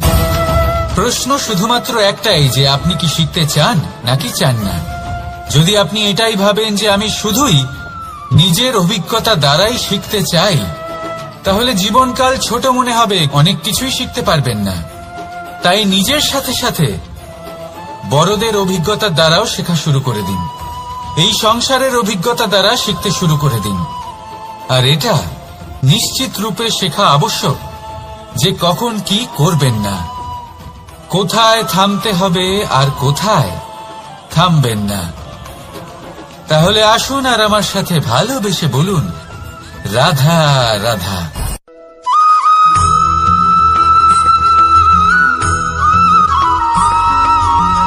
এই সংসারে সবথেকে বেশি কোমল বস্তু হলো রেশম। এই রেশম এতটাই কোমল হয় যে এর পুরো একটা থান শুধুমাত্র একটা হাতে ধরা সম্ভব। কখনো ভেবে দেখেছেন এই রেশম কিভাবে হয়? একটি কীট তার লালার দ্বারা উৎপন্ন হয়। এই কীট সেই রেশমকে পাক দিতে থাকে, পাক দিতেই থাকে, দিতেই থাকে, আর আস্তে আস্তে তার মধ্যেই জড়িয়ে পড়ে। শেষে ওর এই সুন্দর অমূল্য সৃষ্টি রেশমের এই সুতো তার নির্মাণ কার্য পূর্ণ হয়, কিন্তু তাতেই ও নিজে বন্দী হয়ে যায়। নিজেরই মায়াজালের এই বন্দী গৃহে নিজেই ফেঁসে যায়। এবার এই সুতোকে ব্যবহারযোগ্য করে তোলার জন্য এই কীটগুলিকে এই কবচের সাথেই ফুটন্ত জলে ফেলে দেওয়া হয়। এই সংসারে যদি আমাদের স্বপ্ন এই সংসারের দুঃখ হরণ করার জন্য, এই সংসারে সুখ বিতরণ করার জন্য হয়, তবেই আমাদের প্রগতি সম্ভব। যদি আমাদের এই স্বপ্ন শুধুই আমাদের এবং আমাদের স্বার্থ সিদ্ধির জন্য হয়, তাহলে এই স্বপ্ন আমাদের অন্ধ করে দেবে, আমাদের অন্ধকারের পথে নিয়ে যাবে, আর আমরাও সেই কীটের মতো হয়ে যাব। নিজেদেরই মায়াজালে আমরা নিজেই ফেঁসে যাব, আর শেষে আমরা যদি কিছু লাভ করি তা হবে একাকিত্ব, অন্ধকারময় মৃত্যু। তাই স্বপ্ন অবশ্যই দেখুন, কিন্তু এমন ভাবে স্বপ্ন দেখবেন না যে তার এই বন্দিগৃহে আপনি নিজেই ফেঁসে গেলেন। স্বপ্ন দেখুন পরোপকারে।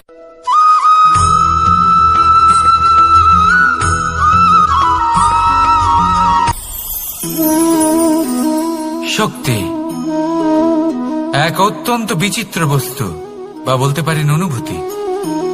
পিতা সবসময় চান যেন তিনি তার শক্তি পুত্রকে। আসুন আপনাকে সহজে বোঝাই। যদি আপনি সুপাত্র হন আর আপনাকে শক্তি দেওয়া হয়, তাহলে আপনি সেই শক্তির গুরুত্ব বুঝবেন, কোথায় সেই শক্তি প্রয়োগ করা উচিত সেটা বুঝবেন। আর এটা যেহেতু অর্জন করা শক্তি হবে, সেই শক্তির অপব্যবহার হবে না। কিন্তু যদি এই আপনি কুপাত্র হন আর যদি আপনাকে এই শক্তি দেওয়া হয়, তাহলে কি হবে?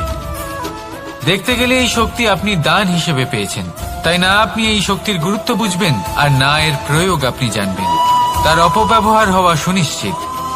তাই যদি আপনি কোনো শক্তি অর্জন করতে চান, তাহলে আগে তার যোগ্য হয়ে উঠুন, পুত্র নয় পাত্র হয়ে উঠুন। আর আমার সাথে ভালোবেসে বলুন, রাধা রাধা।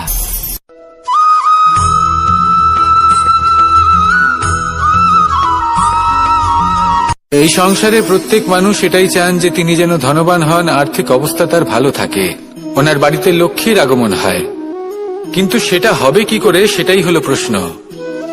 কেউ বলেন যে যদি পরিশ্রম করো তাহলে ধন অর্জন সম্ভব, কেউ বলেন যে যদি বিদ্যা লাভ হয় তবেই ধন অর্জন সম্ভব, কেউ বলেন যে যদি বলশালী হও তবেই সম্পন্ন থাকবে। ভালো কথা, যদি তাই হয়ে থাকে, তবে দিনমজুর সারা দিন পরিশ্রম করেন, তিনি কেন ধনী হন না? অনেকজন বিদ্বান মানুষ আছেন এই সংসারে, তারা কেন ধনবান হন না? অনেক সংখ্যক বলশালী ব্যক্তি আছেন, তাদের কাছে ধন নেই কেন? তাদের কেন ধনের অভাব হয়? আবার এমনও কিছু মানুষ আছেন যারা পরিশ্রম করেন, তারা দিনমজুর, কিন্তু তারা ধন অর্জন করতে পারেন। কিছু বিদ্বান ব্যক্তি আছেন যাদের কাছে অধিক মাত্রায় ধন রয়েছে, কয়েকজন বলশালী ব্যক্তি রয়েছেন যাদের কাছে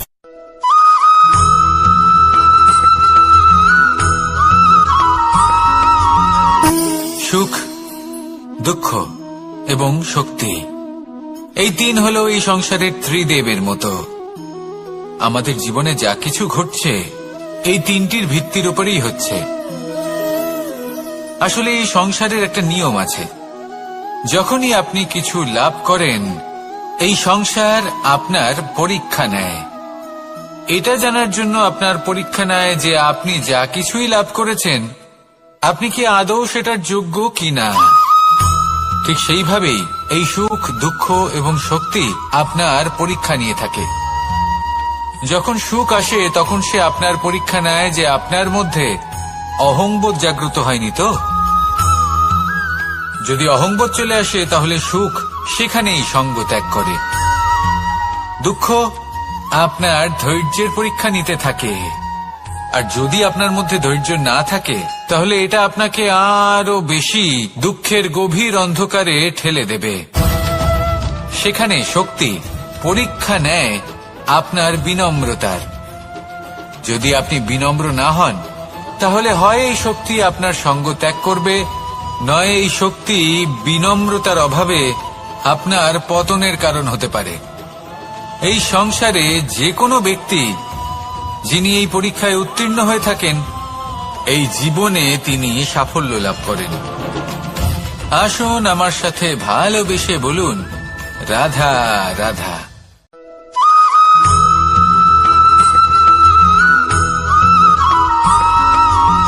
পঞ্চতত্ত্বের মধ্যে দ্বিতীয় তত্ত্ব হল ধরণী, ভূমি, যাকে আমরা ধরণী মাতা বলি। এই ধরণী ধৈর্য ধারণ করে, আর এর ওপরেই আমাদের সমগ্র সংসার নির্ভরশীল। কারণ এই ভূমি সহ্য ক্ষমতা রাখে, এর সহ্য ক্ষমতা হলো অপরিসীম। সন্তান যতই আঘাত প্রদান করুক না কেন, প্রেম পূর্বক সহ্য করে, আর তার বদলে অমূল্য রত্ন প্রদান করে। সন্তান যদি হাল চালায়, তাহলে তার বদলে তাকে অন্ন প্রদান করে। এটাই হলো ধরনী। এবার এর থেকে আমরা কি শিক্ষা পেতে পারি? এটাই যে কারোর জন্য কিছু করা বা কাউকে কিছু দেওয়া মনে কোনো কামনা ছাড়াই। আর এই কথাটা বুঝে যান, যদি কারোর জন্য কামনা না রেখে বা কোনো পাওয়ার আশা না রেখে কারোর জন্য কিছু করেন বা কারোকে কিছু দেন, যদি এটা আপনি শিখতে পারেন, তবে আপনি ভালোবাসতে শিখে গেছেন। আর সেই জন্যই এই ধরিত্রীকে মাতা বলা হয়। কারণ মাতা শুধু উনি নন যিনি গর্ভে সন্তানকে ধারণ করেন, মাতা তো উনিও যিনি জীবন বাঁচতে শেখান, যিনি জীবন বাঁচার উদাহরণ প্রদান করেন। তাহলে ধরণীর থেকে এই নিঃস্বার্থ ভাব শিখুন, নিঃস্বার্থ ভালোবাসা শিখুন, আর এই ভালোবাসার সাথেই বলুন রাধা রাধা।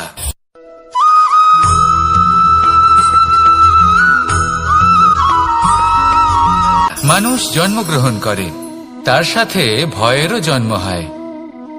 ছোটবেলা থেকেই আমাদের মনে কোনো না কোনো প্রকারের ভয় থেকেই যায়। কেউ এই বিষয়ে ভয় পায় যে তার কোনো বস্তু তার থেকে দূরে চলে যাবে, কেউ এই বিষয়ে ভয় পায় যে আমি নিজেকে হারিয়ে ফেলব, কেউ এই ভেবে ভয় পায় যে আমার প্রিয়জনেরা তারা যেন আমার থেকে দূরে না চলে যায়, কেউ এই ভেবে ভয় পায় যে আমরা যেন পথ না হারিয়ে ফেলি, আদি ইত্যাদি। কিন্তু সত্যি কথা বলতে ভেবে দেখুন, এই ভয় বাস্তবে কি? শুধুই একটা মনস্থিতি, আর কিছুই নয়। যা কিছু আপনি জীবনে পেয়েছেন তা একদিন আপনাকে হারাতে হবে। এই জীবন হলো আপনারই, কিন্তু তাও একদিন সমাপ্ত হবে। তাই ভয় পেয়ে কি লাভ? এই ভয় শুধু আপনাকে জীবন যাপন করা থেকে বাধা দিচ্ছে, আর কিচ্ছু নয়। পথ হারিয়ে ফেললেই বুঝতে পারবেন যে নতুন পথ কিভাবে বানাতে হয়। কিছু মানুষকে জীবন থেকে হারালে তবেই আপনি বুঝবেন যে আপনার আপনজনকে। এই ভয়ের কারণে ভীত হয়ে থাকবেন না। এই তারা নক্ষত্র অন্ধকারের অভাবে গুরুত্ব হারায়। শিবকেও মহাদেব হওয়ার জন্য বিষপান করতে হয়েছিল। প্রত্যেক পরিস্থিতি, প্রত্যেক সাফল্য আপনার পরীক্ষা নেবে, তাতে উত্তীর্ণ হওয়া হলো আপনার কর্ম। যখনই আপনি ভয় পাবেন বা সংকটের সম্মুখীন হবেন, তখন সাহসের সাথে তার সম্মুখীন হন। মনে রাখবেন, যে সম্মুখীন হতে জানে সাফল্য তার সাথে সবসময় থাকে। আসুন আর আমার সাথে ভালোবেসে বলুন রাধা রাধা।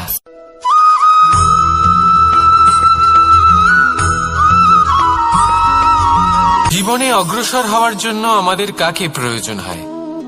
মাতা পিতা, বন্ধু, প্রেম, সাহায্য, অর্থ, পরিশ্রম, আশা। ভিন্ন ভিন্ন মানুষ ভিন্ন ভিন্ন বিকল্প চয়ন করে। যদি আমি আপনাকে বলি,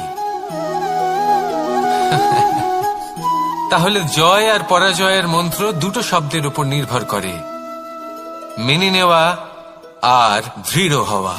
যদি মেনে নেন তাহলে হেরে যাবেন, যদি দৃঢ় হন তাহলে নিশ্চিত রূপে জয়ী হবেন। যদি কখনো আপনি ক্লান্ত হয়ে ওঠেন, আপনি দুঃখী হন, পুরোপুরি ভেঙে পড়েছেন, তখন মেনে নেবেন না যে আপনি ভেঙে পড়েছেন, নয়তো হেরে যাবেন। তখন উল্টে স্থির করবেন যে যাই হয়ে যাক না কেন, আমি জয়ী হবই। আর আপনি দেখবেন যে জয় নিশ্চিত রূপে আপনার কাছেই আসবে। তাহলে এই কথা মনে রাখবেন আর আমার সাথে ভালোবেসে বলবেন রাধা রাধা।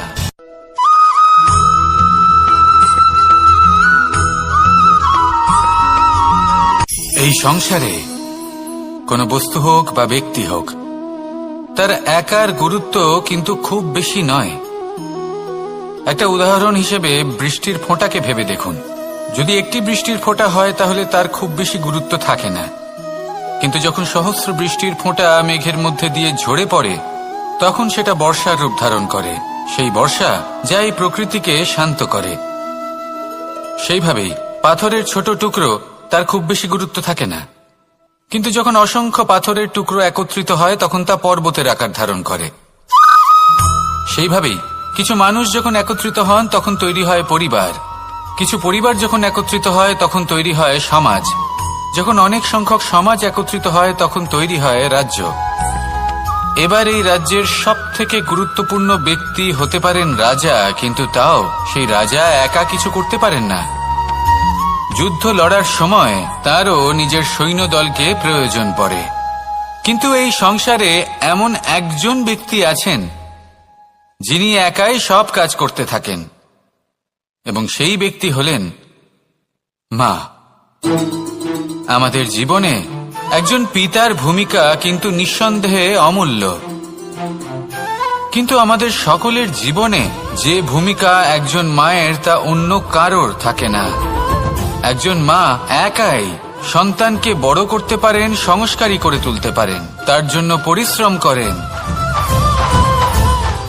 আর এত কিছু কাজ করার পরেও তার কাজের জন্য তিনি প্রশংসা অবশ্য পান না।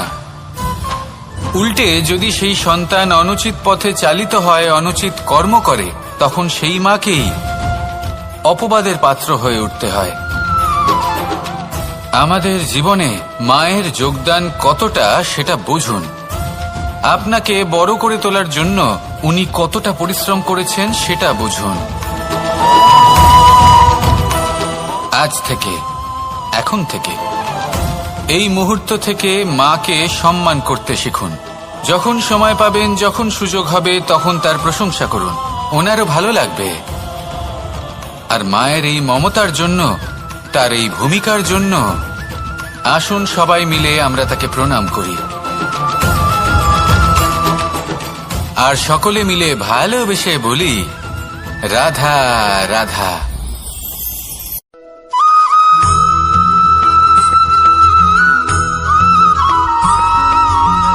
এই সংসারের সব থেকে গুরুত্বপূর্ণ তত্ত্ব কোনটা? প্রথম হলো সময়।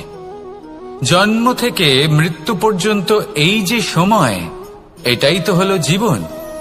দ্বিতীয় হলো জীবন, যাতে আমরা সময়ের সদ্ব্যবহার করি, শ্রেষ্ঠ থেকে শ্রেষ্ঠতর কাজ করার চেষ্টা করি। বহু বছরের এই পরম্পরা, এই সংস্কৃতিকে এগিয়ে নিয়ে যাওয়ার চেষ্টা করি। এই সংসারে আমরা অংশগ্রহণ করতে চেষ্টা করি। তৃতীয় হলো ধন, সেই ধন যা প্রত্যেক ব্যক্তি অর্জন করতে চেষ্টা করেন। এবার এই তিনটি তত্ত্বের মধ্যে একটা সামঞ্জস্য আছে, সমান ব্যাপার আছে। সে ধনই হোক বা সময় হোক বা হোক জীবন। আর সেই সমান ব্যাপার হলো যে যদি আপনি এটা গণনা করতে থাকেন তাহলে তা কমতে থাকে, যদি আপনি এটা ব্যবহার করেন তাহলে তা বাড়তে থাকে। একে সংগঠিত করে রাখতে চেষ্টা করলে এ হাত থেকে ফসকে যায়, কিন্তু যদি আপনি একে সামলে রাখতে শিখে যান তাহলে এমন কাজ করবেন যাতে সংসারের সাথে সাথে পরবর্তী প্রজন্ম লাভবান হবে। যদি কিছু শিখতে চান তাহলে সামলাতে শিখুন, গণনা করা বা সংগঠিত করা নয়। আসুন আর আমার সাথে ভালোবেসে বলুন, রাধা রাধা।